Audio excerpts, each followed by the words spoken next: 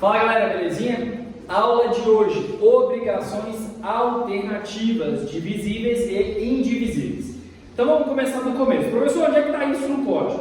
Lá no artigo 252 nós vamos falar das obrigações alternativas. E eu quero que tu lembre o seguinte, alternativas, opções. A ideia e o conceito vai ser o seguinte, quando se fala de uma obrigação alternativa, eu tenho sujeitos que vão pactuar uma relação obrigacional onde o objeto, o produto, aquele elemento objetivo, traz mais de uma opção dentro da escolha.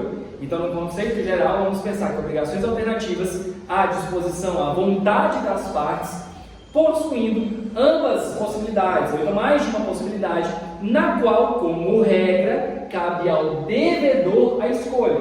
Então, eu tenho um produto A e um produto B, e o devedor, como regra, pode escolher. Só dar um exemplo. Às vezes você está fazendo um contrato de lá do agro, depois vão para o agro. O pessoal lá vai comprar um valor de uma safra de arroz ou de feijão, e eu tenho ali 100 mil de investimento. E aí eu dou 100 mil reais em contrapartida, não quero naquele mês, eu quero ou arroz ou feijão. E aí então você tem ali mais de uma opção, cabendo ao devedor, naquela condição, na possibilidade, entregar um ou outro, beleza? Lembra desse bizu.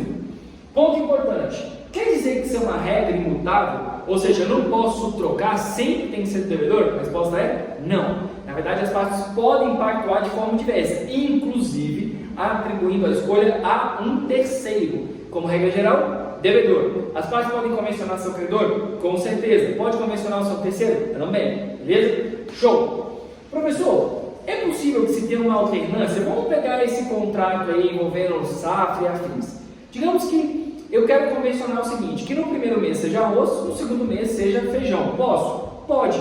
Agora, o devedor pode imputar, obrigar o credor a aceitar metade da coisa e metade da outra coisa? Por exemplo, metade de arroz, metade de feijão?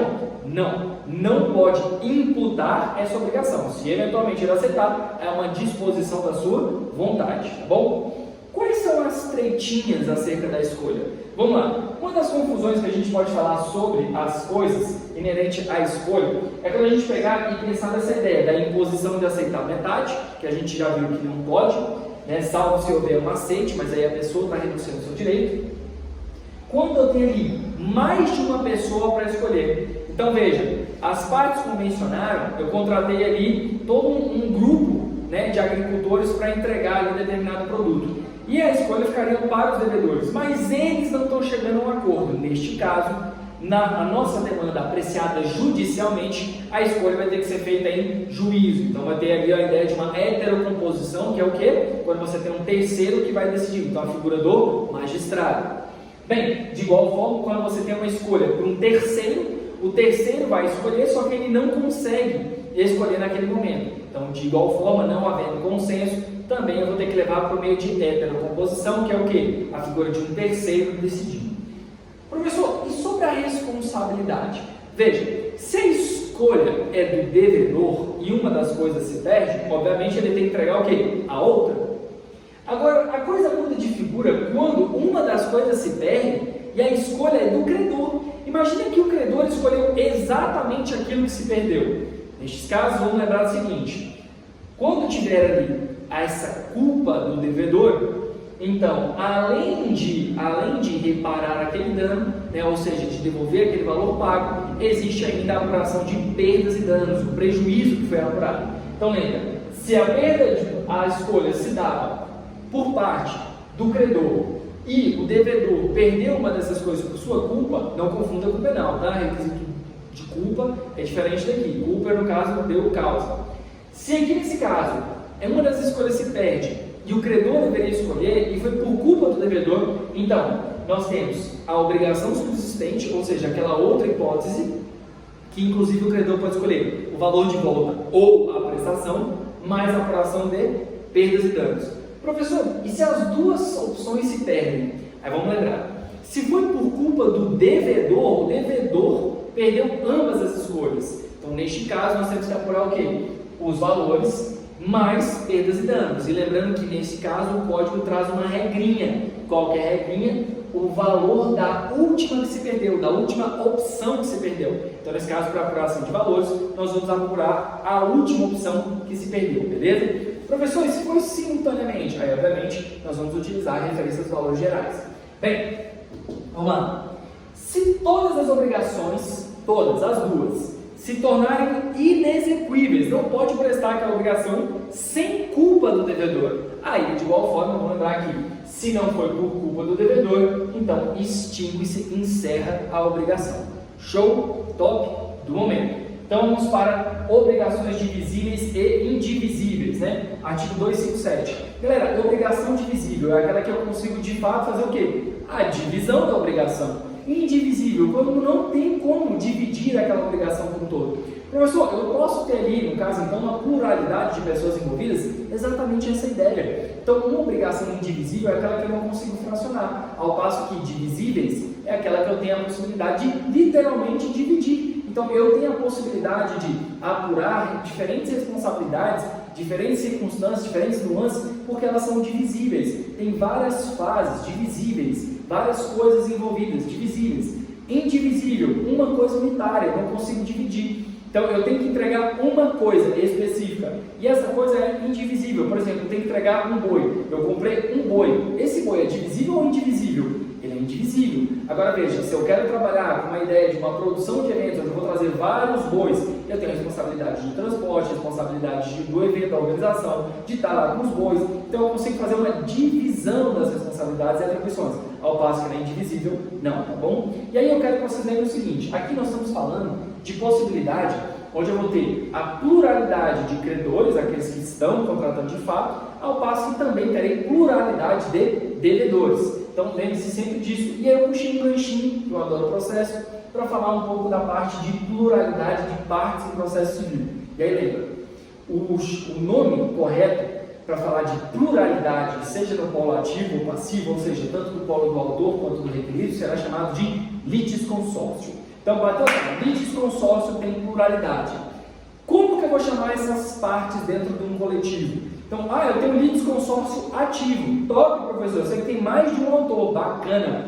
Esses indivíduos dentro do litisconsórcio são chamados de litisconsortes, tá bom? Então, lá em processo civil, já para esclarecer e dar esse bizu. Agora, presta atenção aqui.